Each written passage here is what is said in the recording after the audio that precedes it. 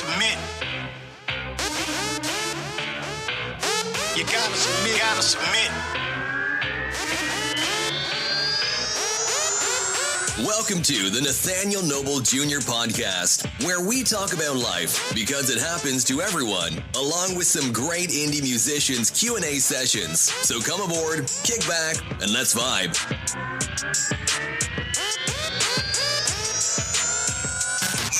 Nathaniel Noble Jr. podcast. You gotta submit. Okay, welcome this week's guest on the Nathaniel Noble Jr. podcast. A fellow that reached out to me online. I guess, I don't know where he saw my contact at, or did I reach out to him prior and he finally got back to me. He's Mr. Richard Blank. What's up, buddy? I'm so happy to be with you and your audience today. Thank you so much for your time. Yeah, how's it going, man? I can't remember if I reached out to you through one of these services or you just found me somewhere and then reached out to me. How did that happen? It's just one of those things where you're everywhere on the internet, so it's easy to find you. And the fact that I think I made the first introduction, but I caught your attention, and here we are. But I think I seen you on one of these podcasts, with a guest and the host. We looking for different each other. Yeah.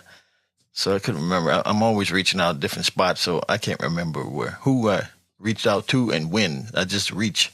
Some respond back and then some don't. So I wasn't sure of which one of those was you. But anyway, we're here now. That's right. What's the story of Richard Blank? Well, the story of Richard Blank is pura vida. I'm currently residing in Costa Rica. Been here for 24 years, but I'm a long shot. It actually hit. I'm originally from Northeast Philly. Decided to make Spanish my major in college in Arizona.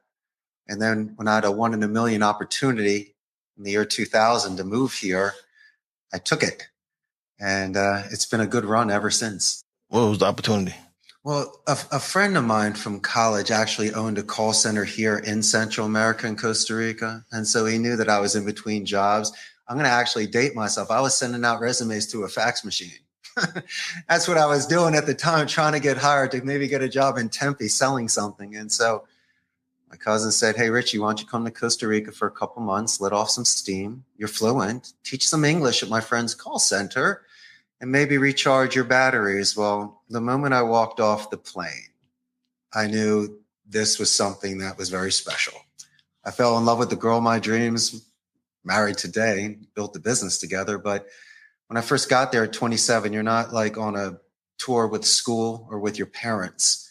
You're a young adult now, and you have the scars and the experiences. And you do realize from time to time that you are given something that is so unique that if you don't open your eyes and embrace it, you might lose it. And so, I had to get past some parents' guilt and make some selfish decisions. But at the end of the day, I realized I wanted to make my roots here and put my hat in the ring and see what could happen. And little did I know that the sun was shining on me. And it's incredible. It's not for everybody. But if you have some sort of vigor and you are a little bit crazy, dancing in the rain crazy, not like knife welding, but you really want to live life and drink it, then I think you should pursue some sort of hobby, dream, or just thought and see where it goes. And that's why I'm here today to tell my tall tale. The tall tale of Richard Blank. So we don't want a blank slate. We want the whole story. So what's the one thing you want us to know for is the call center thing, or you got some other stuff you want to go start off with before that? Maybe we can shatter some misconceptions. Yeah. Because you see things in Hollywood of the Wolf of Wall Street and Boiler Room, and these are extremely talented artists of speech with incredible rhetoric. They could use that for good or evil. But the thing is, though, it is a means to an end. Today, most people, and I'll make this argument, which will be interesting, AI is very beneficial in my industry. It does reduce staff. It helps us gather information, save time. But in order to get that ball into the end zone, you need that personal touch. Right. You need that hand holding. You need that sincere empathy. So we still insist to our clients to keep a very select choice department in order to retain a client, get an upsell referral, or if they happen to be leaving, you might get some advice from them on an exit interview. But my industry is a beautiful thing. I mean, today most people prefer non-voice, where they'll chat or send an email or a text. But this younger generation who have such skills, but in some areas may be lacking in regards to face-to-face communication, soft skills, when to do turn taking, show active listening, transitional sentences, certain things in order to be diplomatic and strategic, to actually have a real conversation and be memorable. And so I need to almost start from scratch with them, like a squire to a knight, clean slate. Mm-hmm. And as long as they can take some sort of balancing suggestions, not constructive criticism, because some of them are delicate. Oh, yeah. If I can slice it by levels, we might be able to get some checkpoints. And so, we're native speakers. I'm here where English is their second language. So for me, it's like wiffle ball. Of course, I'm a teacher of English. I'm from Philly. But you and I do things with a certain amount of cleverness and style to put some color on it. So it's not black and white and bland. I like paintings compared to prints. Right. And through the art of speech, which you do on your podcast and in your career, it can travel. The spoken word can be memorable and really give somebody that sort of energy when they need it most, when they think about a compliment that you gave to somebody. Yeah, words are powerful, so I try to choose them wisely, especially when I'm talking to somebody.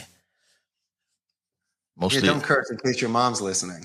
Yeah, that and the kids, moms, and then future generations. This recording is going to be way long after I'm gone, so I wanted to be impactful and still inspirational. We hope so. Yeah, it might be dated, like my suit, but hopefully wisdom continues. Right. I agree with you. Yeah, some words are timeless, and some phrases are just forever, and it works through all time. I tell you what I did learn, though, being a CEO and a guest in another country, if we do it the old school way, where we call the balls and the strikes, and we can be straight shooters, and I have the luxury of my technology. So we're listening to phone calls. So it's really you hearing you. It's a phonetic mirror. And so they know when they missed their mark, their timing was off. There was crosstalk interruption. They were too loud, too soft, too fast, or too slow. It needs to be perfect. It's almost a mirror imaging technique, so you can flow with the person with whom you're speaking. And we do replace words. I emphasize a thesaurus. So we will replace a word like help with assist, guide, and lend a hand to adjust a tone and keep it positive. Never excuse me. I'll fall on that sword.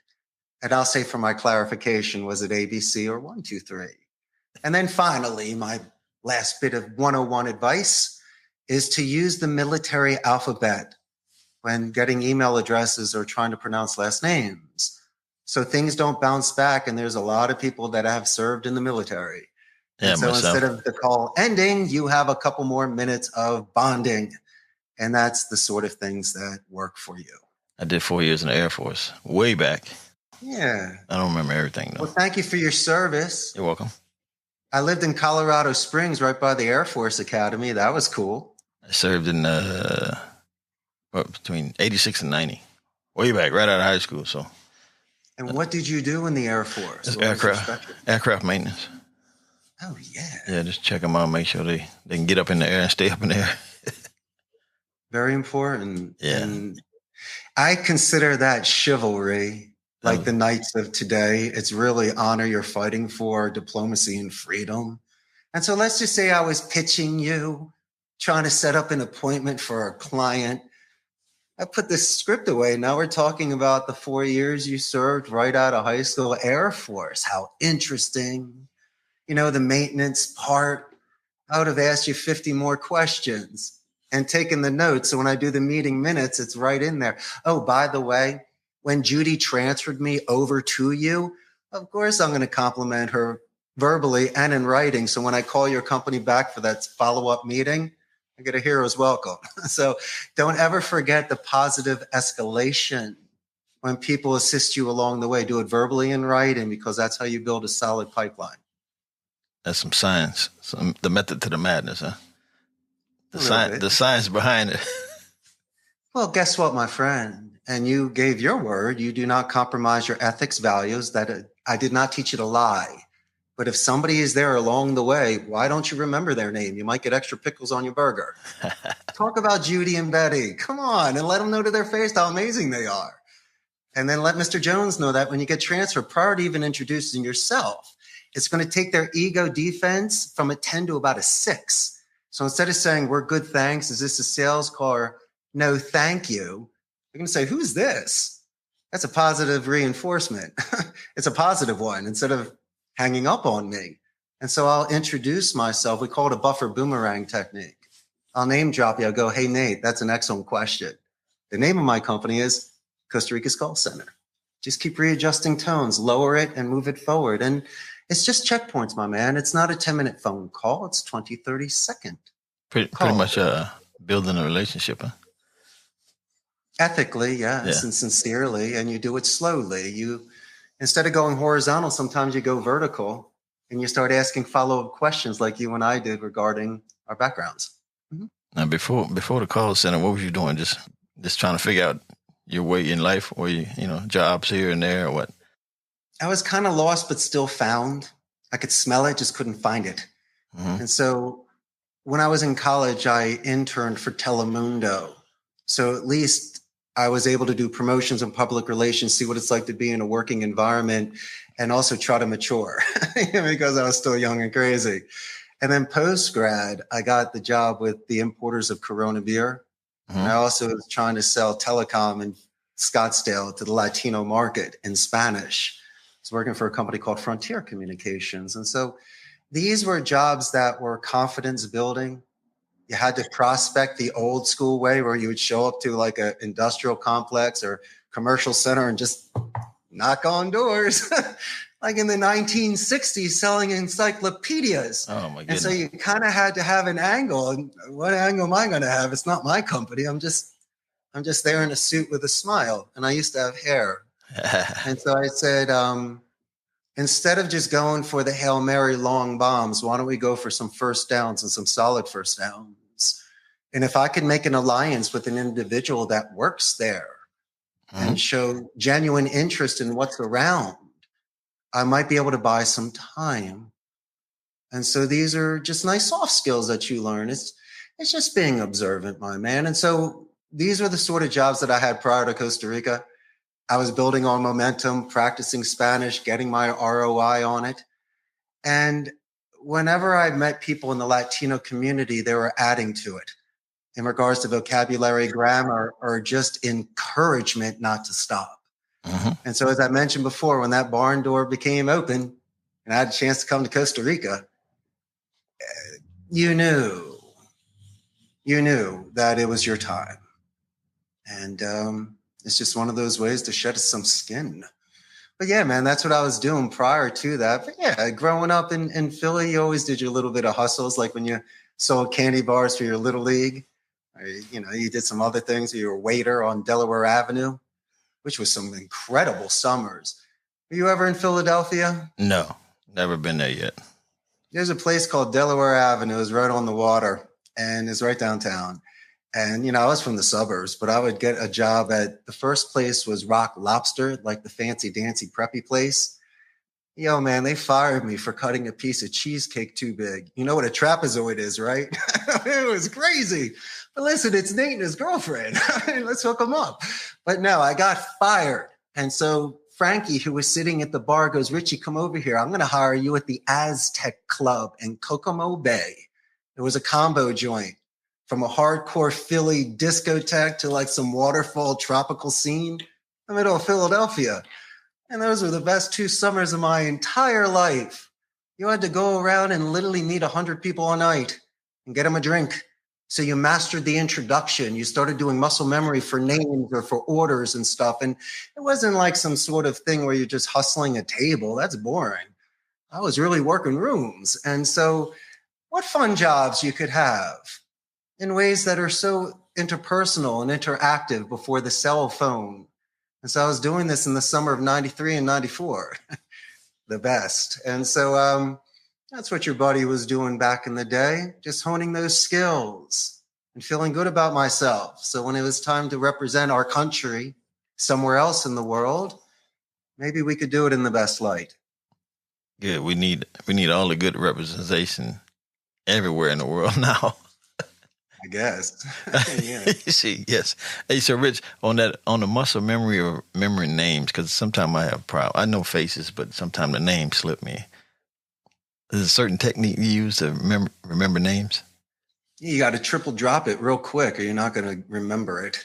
Say it 3 times in your head. First, but I say, hey, so Nate, great meeting you, Nate. Nate. Okay, just don't do it for 10 minutes. It's annoying. You start extending personal pronouns by saying your and our and mine. We give those quarter-second slides for emphasis. But no, when you do a tie-down question, yo, Nate, does that make sense? Hey, sounds good, right, Nate? Thursday night, let's go to the movies.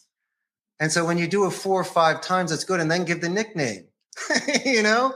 Nate, my man, you know, you really start hitting it. And that's what you do. It's not easy, but I tell you what, it's a way. And you can't be expected to do it any other way. I was the kind of guy that needed flashcards, or by the 5th time I got it. okay. And so, you know, if I'm grabbing in the beginning, anchoring in the beginning, confirming in the beginning, a lot of quickies, just working the body real quick, marinating it. Then you can anchor it. You know, you brought up an excellent point. You want to know a great tell sign when you're selling or some sort of communication? Yeah, go ahead. In the beginning, I understand it's the introduction. And in the conclusion, you're exchanging information for the follow-up. But if somebody remembers your name in the body of a call, like, you know, we're 5 minutes in, you're like, hey, Richard, let me ask you another question. I'm like, damn, the guy actually remembers me. And so I give the most points for that when I do my QA, my quality control. And people are like, well, what about the sales or repeating the information or the closing and the rebuttals? I go, no, that doesn't count. I go, if you can have that straight line with somebody where they're name dropping each other, you know, that's the A+. You know, now you're really good. You're worrying about fumbling a football? What are you talking about? It's yours. And so if people can get that sort of higher level of connection, then they're not going to feel the sort of pressure that they do when they walk into a sales meeting. Like if you ever watch the movies, really watch the movies. I'll even date one, the Garry, Glenn Ross. The majority of them were in the sales room getting yelled at by Blake on a rainy night before getting fired. That's where the coffee for closers comes from. Yeah, but where's Ricky Romano? You know, where's Al Pacino?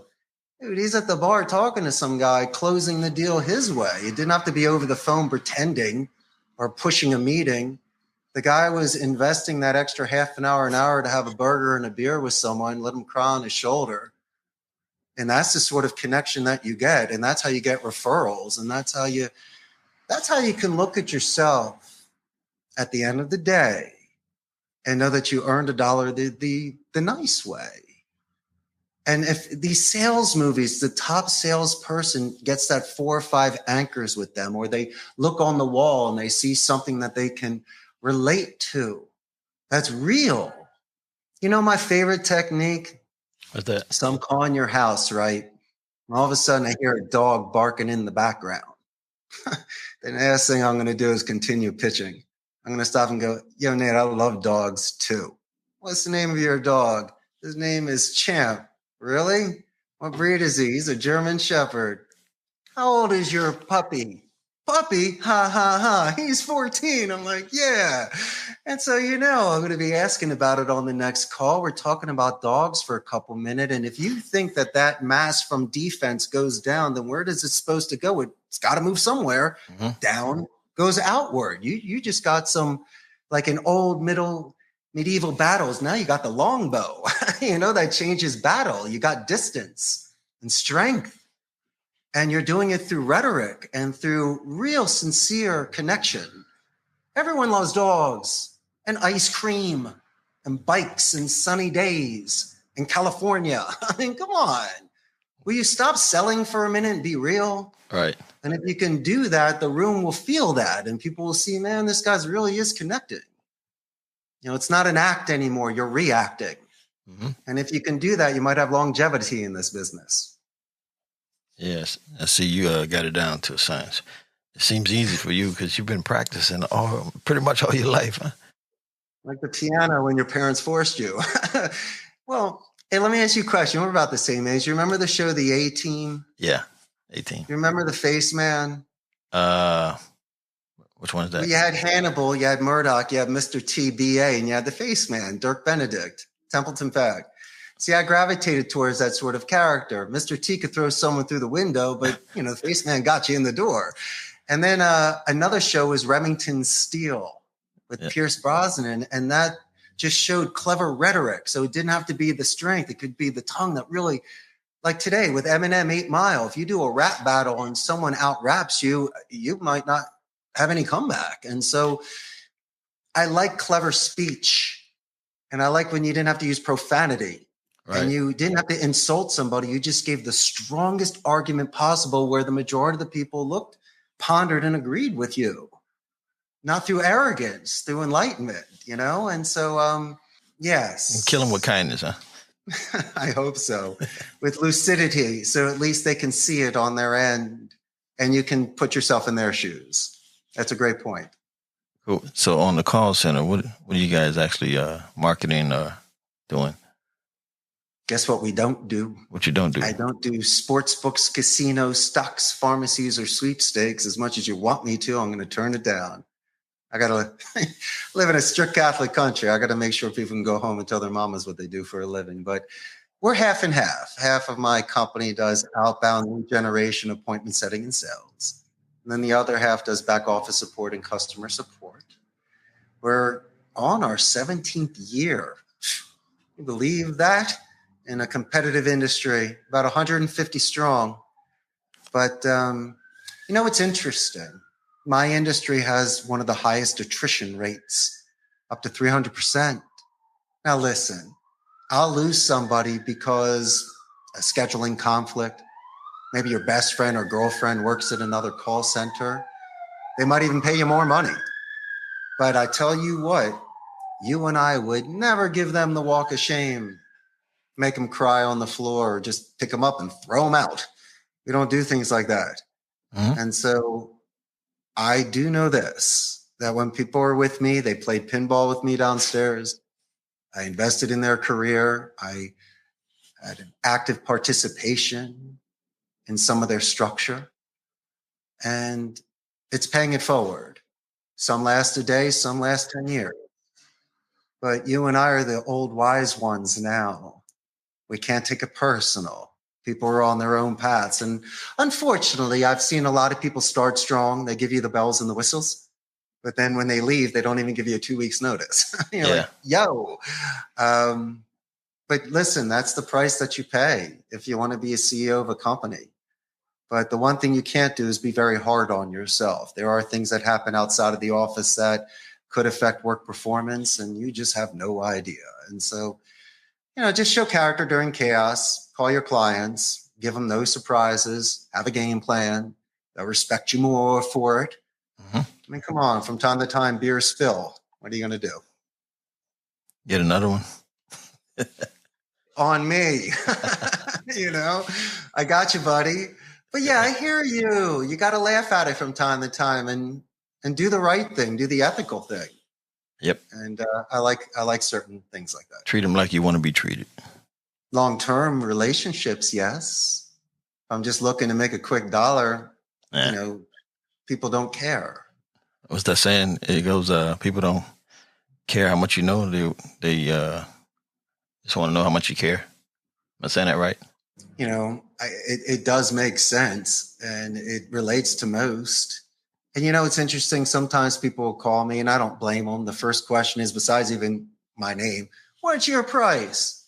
Then I go, $100 an hour. I go, no, it's not. I go, I know it's not. I go, what is your name? So at least we can start normal. Come on, Billy. Ask me a real question on merit.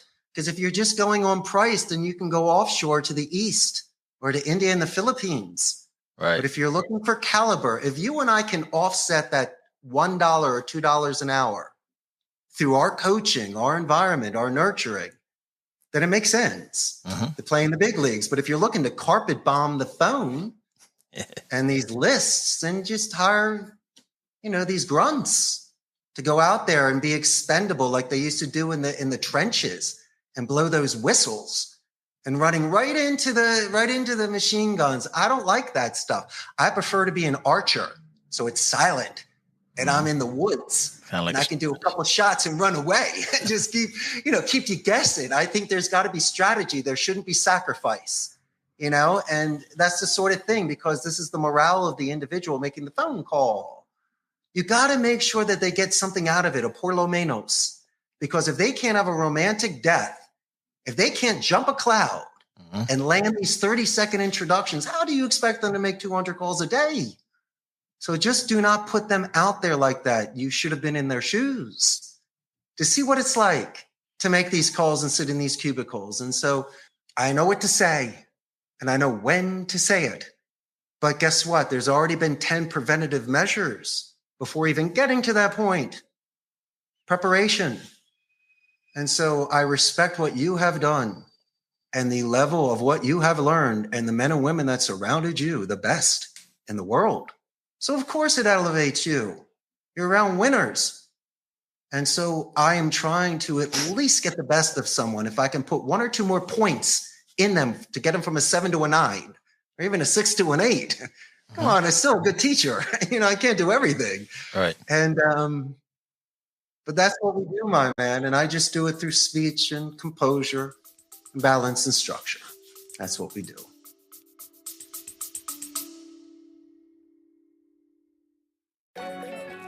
Unlock the full potential of your health journey with a membership at joinnatenow.com. This is your gateway to affordable, high-quality supplements that are essential for maintaining and enhancing your well-being. Not only will you gain access to these exceptional products, but you'll also have the chance to earn extra income by sharing the benefits of membership with others. Whether you're passionate about your own wellness or eager to create a side hustle, joinnatenow.com is the perfect platform to achieve both. Take control of your health and finances today.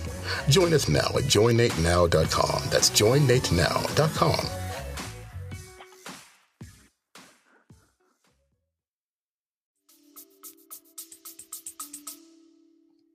So with all that information, do you have a book out yet? No, but the first book I'm going to write is a children's book that revolves around Rube Goldberg experiments and mini golf. Yeah, that's what I'm going to do.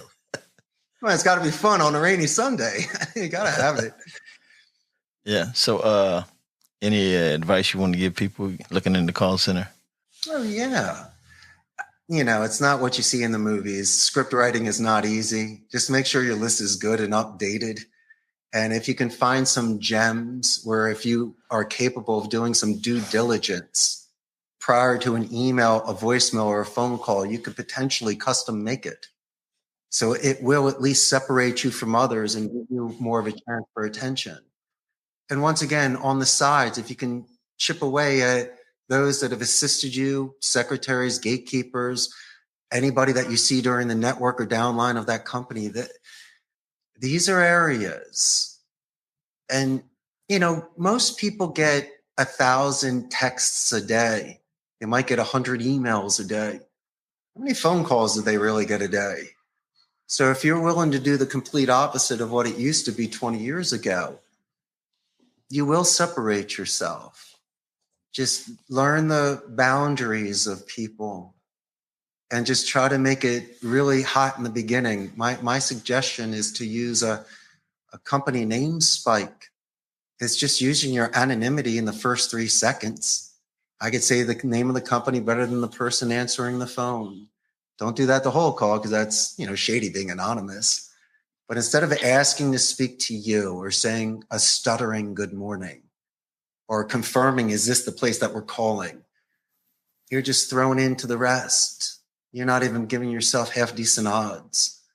So if you can at least say the name of the place with such enthusiasm and life, I've seen in my own experience that your metrics will increase in regards to that positive reinforcement. People will give you a positive tone.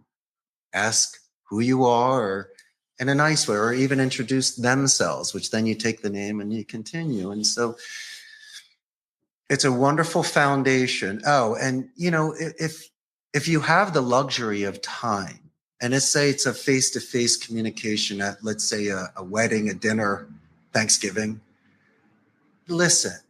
And if you have the ability to sleep on it, write a draft, not send it, and come back the next day, don't be surprised if 9 out of 10 times you might be apologizing, or you'll shave some fat and get right to what's important. And you'll save that relationship. Unless there's a major sense of urgency, I try to ask for a little bit of time. Because if you're hammering me, it's not going to work. Because you're probably going to get the FU Philly out of me, or I'm rushing and I didn't get to speak to Nate and my boys to find out plan B. And the next thing you know, it's not a perfect fit. And so I think that has to do with impulse control. And I keep mentioning maturity because I'm still immature. I collect pinball machines and jukeboxes and stuff. But my man, I try to do the right thing at the end of the day. Yeah. I think that's the best decision. So where could they reach you if they need your services? Yeah, they can buy a first-class plane ticket and come fly down and visit me. Play pinball. Yeah, just to let your audience know, I'm north of Panama, south of Nicaragua. And Costa Rica is the only democratic society in Central America. There's no standing army here, so they put all their money back into education. They have a 95% literacy rate, the most neutral English accents. Companies such as Amazon, HP, Intel, and Oracle, they're here. We're known for ecotourism. We've got some of the best surfing in the world, medical tourism, and we're on Mountain Time Zone, so we're right there. And I can't thank you enough, but I do have a huge Facebook fan page, about 140,000 local Costa Rican ticos. And so when this goes live, you have a lot more fans. But yeah, it'll give your audience a chance to see the BPO industry. For some people, it is a means to an end. Mm-hmm. I'm more than willing to run through a script with anybody in your audience. Just let them know that they're Nate's buddy, and I'm not going to charge you free of charge. I'll definitely look at your script and do some role play and give you some advice. But don't count it out. These are the sort of soft skills besides telemarketing, which has a bad rap. You make friends. You could really feel good about yourself in social situations. And you never know where it could lead you. Okay, Richard. So this is the part of the show where I ask my guests to leave some positive life nuggets. You got some? Of course I do. You got to get past your parents' guilt. Because a lot of people may be put in some sort of box where there's scholastic, cultural traditions that you have to follow. Some people even force you to marry somebody. And so if you break away from that, just make sure that the decision you make, you got to go all the way. And instead of going into law or finance or real estate, which my family had done, and they've gone to Ivy League, I decided to go to the University of Arizona, which was not Ivy League, and be a Spanish major. And my argument was my great-grandfather that came to the United States at the turn of the 20th from Eastern Europe. He learned English, made his money during the Depression. So I go, imagine if great-grandpa didn't come and his parents were grilling him. He wouldn't even be here. And so I go, it's in our blood. And so if you have this sort of calling, something that's inside of you that you can't regret for the rest of your life, you might not want to put 20 years into it. Myself, I'm on my 25th. But you got to at least taste it to see, because then you could live with yourself. And that's my only advice to you and your amazing audience. And as I say, I can't thank you enough. I love your show, and it was a really great time being a guest here today. Yeah, appreciate you coming on, dropping all that heavy metal on us. Oh, yeah. Yeah, this is stuff the average person don't think about when they think about the call centers or, the science behind getting people to get your services or products. But it is quite amazing, our technology. You put someone on a predictive dialer, they can make up to 600 phone calls a day. You have multiple lines simultaneously dialing, so it avoids any sort of IVRs, voicemails, faxes. So their talk time, it's like a batting cage. Unless you've worked up to it, you can't do it. And then with these lists that are loaded for you, the information's ready to go. There's sometimes drop downs. And so if you can catch a pace, it is an amazing way to gather information in such a raw, beautiful way. And as I say, anybody that learns a second language bears the mark of higher education. And if they have a slight accent, it's like a beauty mark. You remember Ricardo Montalban from Fantasy Island? That was the smoothest cat in town. And so I'm the reverse. I got like the Philly Spanish accent. And so they kind of look at me twice and they go, that's interesting, So yeah, it works. Cool. That's cool. So is a certain website they can check out your stuff? Yeah, at Costa Rica's Call Center.com just to see all the services. But, the most important thing is that Facebook fan page because you get to really see what's happening in Costa Rica, all the fun stuff and craziness. But if anybody that has worked in a call center, if you have the skills, just make sure that you're in an environment that you feel good about yourself. Do not sell your soul for that dollar. It's not worth it. And if you're able to retain a client for a company, I think that's incredible. And if people call and specifically ask for you, that's amazing. And if someone tells your supervisor how great you are, that's more than enough water to get through those deserts. Time for a pay raise. Yeah. Cool. All right, Rich. We want to thank you for coming on the Nathaniel Noble Jr. podcast. I had a great time today, and I hope I was able to share some great information. You've heard it exclusively on Nathaniel Noble Jr. podcast. Hey, everybody. This is Richard Blank, CEO of Costa Rica's Call Center, and I am a super proud guest on the Nathaniel Noble Jr.'s podcast. Come check me out on my Facebook page or just come to Costa Rica and definitely see the land of Pura Vida.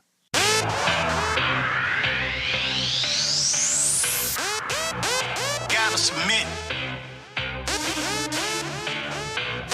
You gotta submit.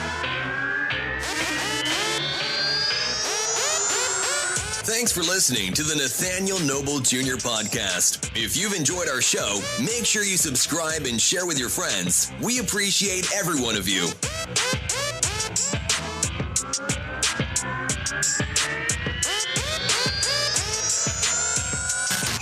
Nathaniel Noble Jr. podcast. You gotta submit.